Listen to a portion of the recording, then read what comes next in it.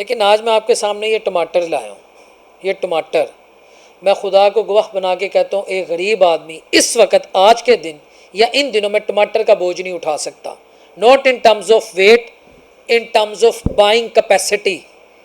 اس کے ویٹ کے، اس کے وزن کے حساب سے نہیں، اس کی قیمت کے حساب سے اس کی جو قوت خرید ہے وہ ٹماٹر کا بوجھ نہیں اٹھا سکتی.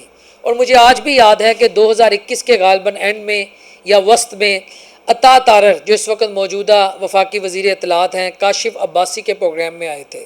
اگر آپ کو یاد ہو، ایسے کر کے انہوں نے شاپر میں آٹا، چینی، دالیں، گھی، وہ کہہ رہے تھے کہ ایک عام آدمی کی پہنچ سے یہ اشیاء خرد و نوش باہر ہو چکی ہیں. عمران خان نے مہنگائی کا ملک پر عذاب مسلط کر دیا. اور اس وقت میں پتہ کیا سوچ رہا تھا کہ عطا تارر خدا تجھے زندگی دے، تو 22-23 کروڑ عوام کے جذبات کی ترجمانی کر رہا ہے اے آر وائی چینل پہ بیٹھ کے. اور اے آر وائی کا جو چینل ہے وہ اب تو خیر بعد میں بڑا کچھ بدل گیا، بہت کچھ تبدیل ہو گیا، لیکن یوزلی پی ٹی آئی کی گورنمنٹ کو اس وقت بھی سپورٹ کرتا رہا ہے. تو میں کہہ رہا تھا کہ عطا تارر تو غریب پرور ہے، خدا تجھے عزت، تیری عزت میں اضافہ کرے. مجھے آج میرا عطا تارر وہی چاہیے، مجھے میرا وہی وفاقی وزیر اطلاعات چاہیے جو میری بات کرتا تھا، جو 25 کروڑ عوام کی بات کرتا تھا. عطا تارر بھائی، آج یہ ٹماٹر 400، 450، 500 جہاں جس کا داؤ لگتا ہے وہ اس قیمت پہ بیچ رہا ہے.